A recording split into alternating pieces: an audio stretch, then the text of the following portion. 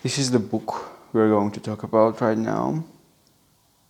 It's Friedrich Nietzsche's book on the uses and disadvantages of history for life.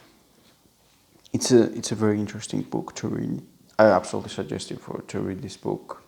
It's very interesting. It's something every young person needs to read. But this is what I think about this book, by the way, because on chapter 9 and 10, basically last chapters, Nietzsche refers to youngsters, young people, and this is very interesting thing. That, hey, as a young person, understand this youngster, young man, young women, young whatever, just a young person, human being. Then this world is designed this way to make you usable, to put these certain narratives to you. It doesn't really care for you to be free and thinker. It just cares to put you in certain spot. And I don't mean by that some sort of job they give or profession. No. What I mean is that this thing is designed, and this comes from different reasons. Okay, one of the things we can say is that because of this religion, actually believes that we are eventually going toward the end, and the apocalypse is going to happen, world is going to collapse, some sort of mysterious beings are going to appear, and judgment day and stuff like that. One of the reasons this happens may be religion, and is at some point has certain part in it, because today's spirit of today's century is very different. Because there has never been such a global religions that actually believe in this scene and idea of judgment.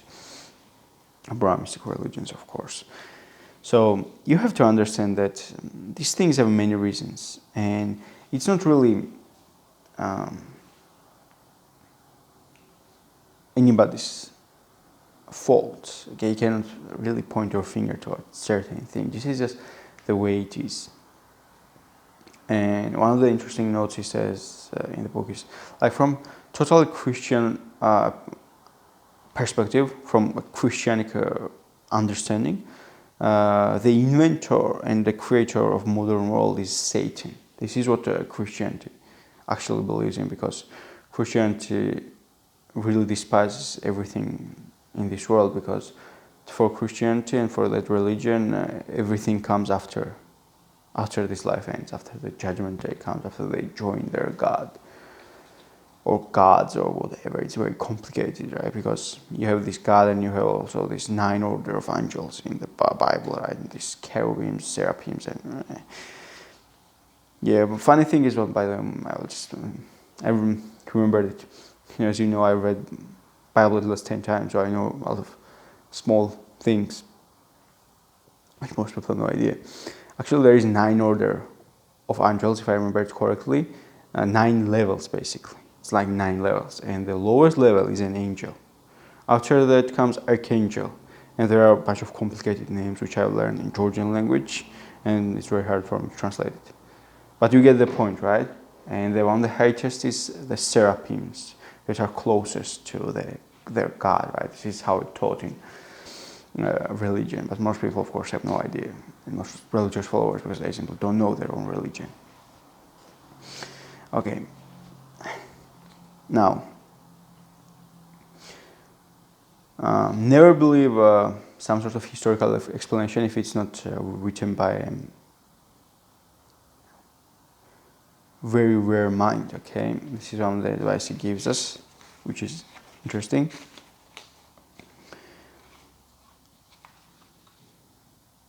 Yeah, this century basically don't let you to grow.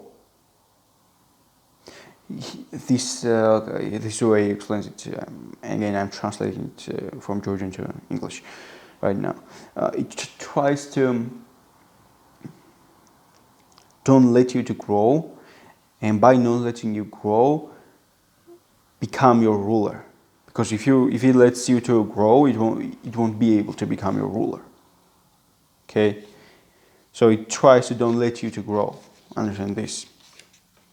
And then a bunch of natural things that is natural for young person. Like you see, these days are condemned as the bad thing. For example, like a lot of young people. I mean, if you were to talk about this century, by the way, it's where I can see what Friedrich Nietzsche is afraid in this book happening right now and starts to happen in more and more different level. At least in civilized part of society, because I don't know what happens in radical nations, right? There's one of the quotes he has is that nobody has ever reached success without any sort of illusions. Because you need some sort of illusions to be successful, because you have to it's this quote is, by the way, from Richard Wagner's opera Neuberger, Meisterberg, or whatever, so you can find it. I've checked this opera, by the way. Usually I'm opera listener, but this opera has very playful. I've listened to certain parts of it, not the entire part. So I do not find this opera that much interesting. But I check it out if you like it. I also have, by the way, a playlist on my channel of the opera and classic music I like to listen, so you can check it out.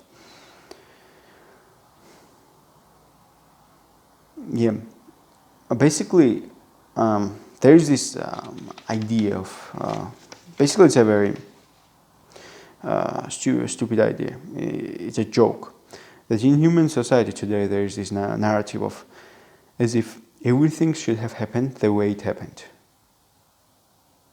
or everything should be happening the way it happens right now, which is total nonsense. And the interesting thing for you to deeply understand this part is to read Voltaire's Zadig, because I think Voltaire, Voltaire is the first person, his book, the Zadig, that made me think about it. Is this because this narrative is put on our mind without us even knowing about it? It's just this narrative of everything should be happening the way it happens, or everything. But it's not true. And reading Zadig, for example, in my case, really helped me to understand this, that there is no such thing as so-called as if fate. Of course, not fate in traditional understanding, because we humans, some people might say that I don't believe in fate, but they still do, because they still subscribe to this belief of everything should be happening the way it happened. But when you read this Zadig, you see that no, you should not. This Zadig was just a fool. That just he could just have lied a couple of times. He would save himself, and he would save himself from a bunch of troubles and a bunch of stuff. But no, he did not. He was like no. So it will help you understand this part and this narrative of this part, and we're going to also review this sometimes in the future in our channel. Basically, it will be in our 150 book challenge, this book of Voltaire.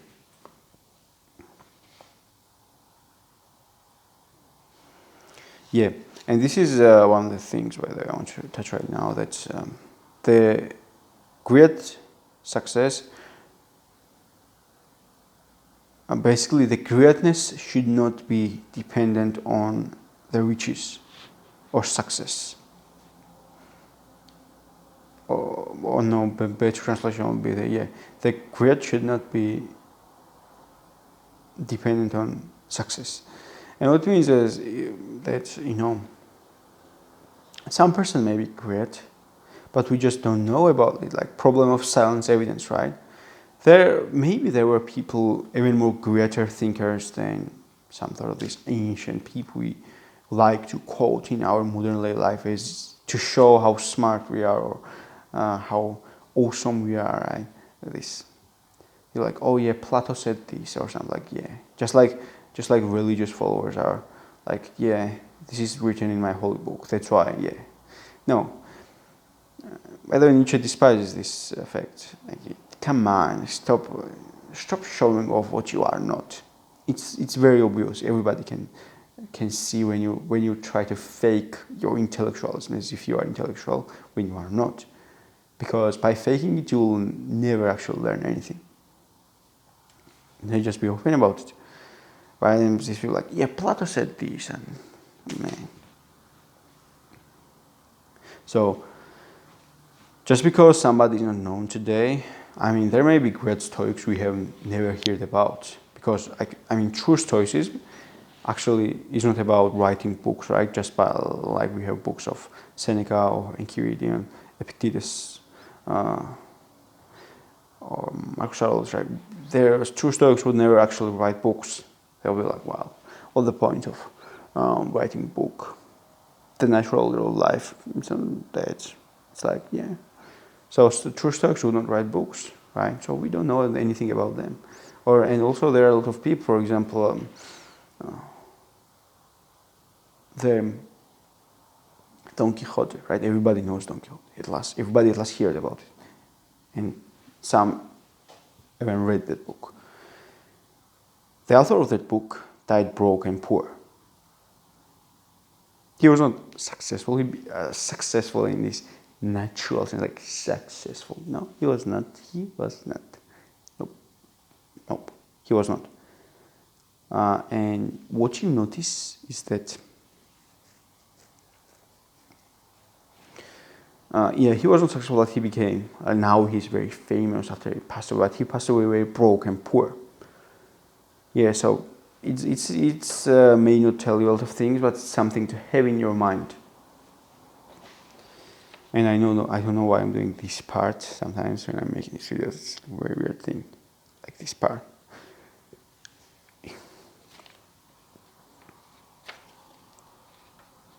Okay, let's move on. Yeah, this is the thing I always said, right? From Christianity's perspective, the world ruler is the Satan or the evil, and the success and progress creator is also the Satan, right? And this narrative, by the way, I just remember this right now. Like, this is the Christianic perspective, and most people are not even aware of it. Look, if we look at Christian, like the evil is like Ishmak is the Georgian word. The evil, therefore the devil. The devil is the ruler of the world, right? And you see this narrative showing off in different ways. For example, some people like, the Rothschilds are the ones that rule the world, the Masons and like Illuminati, like this stuff. Come on. This is best way to show the Christianic perspective, right? I've read this book. It's here, like a Titan by Ron Chernew. It's suggested for you, by the way, to read this book as well. Like so many people hate even today Rockefellers, right? They're like Rockefellers and these Rothschilds and these people, they are evils and the devils. Come on, they are just normal people. It's just your Christian stupid perspective that makes you actually think that they are evil and that's why, and because you actually think that Satan is the ruler of this world. No, the actual trust is that Rothschilds and Rockefellers and these people are just human beings just like you are, and just are rich and have this successful life because their ancestors. It's like an intergenerational world where we are referring about. Unlike you, your ancestors, and mine as well, because they're richest people, they were just smarter, and not only smarter but also luckier, because there is a huge aspect of luck, that they just managed to gather these wealths and became rich by its own intergenerational wealth. Of course, just like you give your children your possession when you pass away, just like they did it the same way. But the difference was that they were simply much more richer and abundant in wealth than you are to give to your children. That's the only difference. So shut up, okay? Your perspective comes from Christianic bullshit, BS.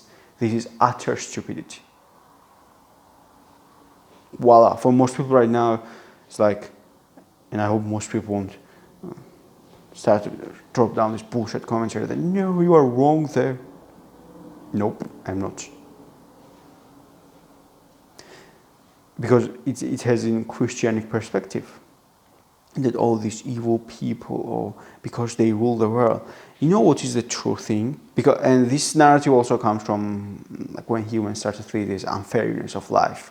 And of course, Christians think that, and religious followers, generally, Abrahamic religion followers, that there will be this judgment day there that will, their good and bad will be judged and they will be punished, right? They see this unfairness. They see how good people,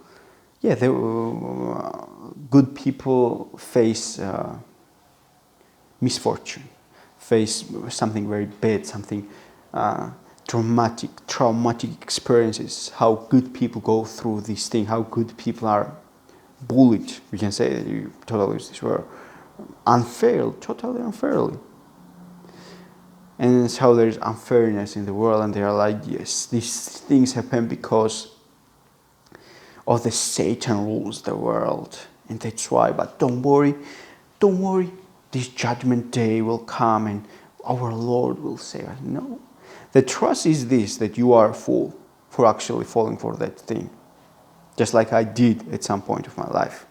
But I've never actually, and even though I fall through Christianity, I've never actually pointed my finger at some people and hated them because their relatives were smarter to give them wealth. No. In fact, that's not,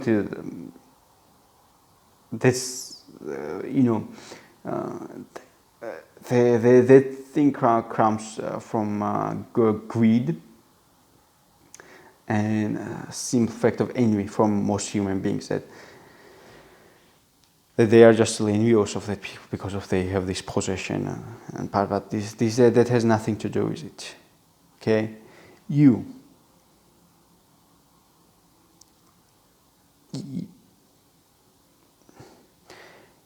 just don't understand very simple thing. And this thing is so simple right now that you may laugh at listening to this thing. The world is unfair, brutal place, and at best it's indifferent. Survival of the fittest. The world is brutal place. It's unfair. There is injustice going on. And these things are just natural order of life. This is life, by the way.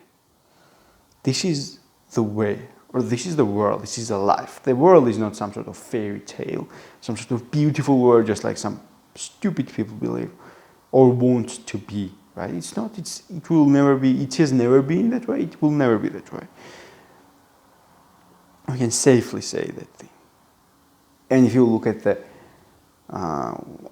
galaxy, right? Explosions happen, different planets crash against each other, some sort of creation going on, the universe expanding as far as we know. It keeps expanding. The life forms creates right now we're watching this video. A couple hundred people may simply died. Well, maybe even more. They just passed away. Some may pass away from natural causes, some from unnatural causes. This is the life, man. Life is unfair. Life is brutal. And simply most people don't want to accept it. They're like, no, the world is all beautiful. No, it's not. It's a brutal place. And it has always been this way, and it has nothing to do with God or gods, which are not real. Again, certain, almost 99% sure, there are no some sort of beings out there. And if you simply look at these old religions, they are just outdated. If you actually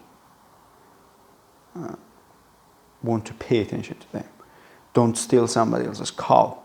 Why? Because there were no cars, there were no planes, and there were no this modern civilization. So they wrote the cow because this is, if the same commandments were to be written right now, it would be don't steal somebody else's supercar and don't be in use of some other person because he drives, some sort of supercar, and you don't. This is what would be written. But back then it was not.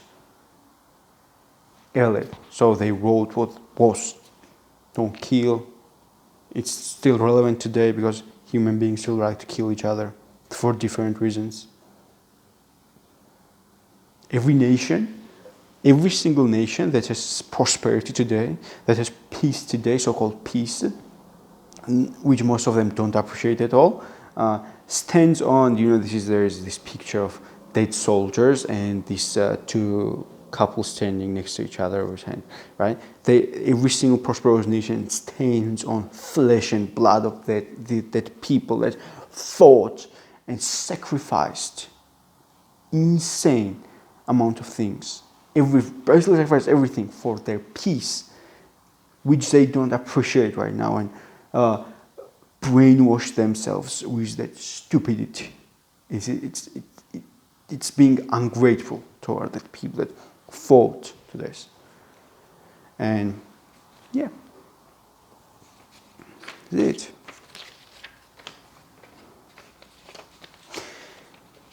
I think, therefore I do exist, and not I exist because I think. This is what Nietzsche says, a very interesting thing. And also he advises us to read about people that were against their time, against the spirit of their time. Basically, he kind of advises us to read his own books as well by this advice, because he was against his own time. And his critics of German people kind of showed, but not that we're not far away from truth. And he advises us to read Plutarch's books, work basically,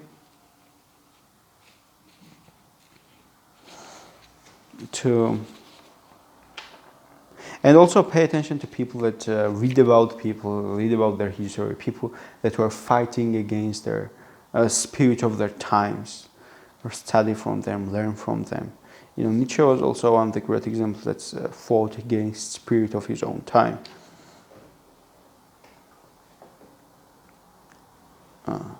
And he was what he was. A lot of people hate Nietzsche, by the way.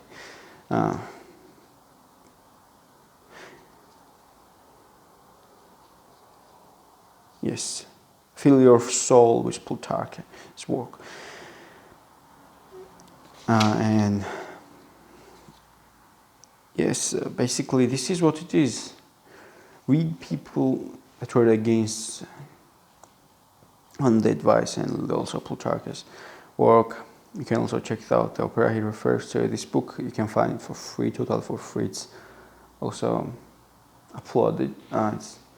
You can just write on the uses and other disadvantages of history for life by Friedrich Wilhelm Nietzsche, and it should be shown.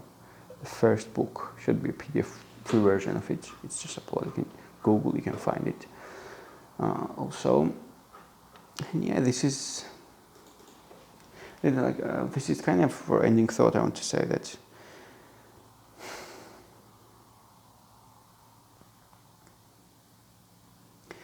the things about, for example, I mentioned about religion right now, it's very cold hard truth for most people. Most people will never be able to understand these things. Yeah, and that's totally fine. I believe Confucius said this thing that if person reaches a certain age and that person is still stupid, that person deserves no respect. One of the tragedies of modern world is that people are like, oh, you have to respect everybody. It's like saying you have to love everybody. You cannot. You are selfish. Whoever you are right now listening to this, you are selfish. You are a selfish being. Just like which Stoic says this, I forgot, but just have this in your mind. If you find out right now that your child was killed or passed out, you would feel sad, right? Someone close to you, if you were to find out, someone close to you find out, passed away, you would feel sad, you would cry, or you would be. But if you just were to find out that some random person just died, you would not feel anything, because this is just a human nature. This is something to have in your mind. And today's society is against that. Today's society wants you to feel bad for everything, but you cannot. You cannot. You don't care what happens to other people that you have no whatsoever connection with. You just don't. This is just human nature. This is part of human nature. Yeah. And for most people, I'll stop talking about most people, because this channel is not for most people. This is for us, for small number of society. So there is no point about mentioning most people. Okay. By the way, in the book, Nietzsche refers to masses, and one of the things is that great individual stuff. Basically, you will find this thing too after you will read this book. I won't touch it because I want you to read this book and to leave some sort of curiosity for you. And this is it. So if you like this awesome deep conversation I had with you right now, hit the like button, like this video, and subscribe if you have not. And see you.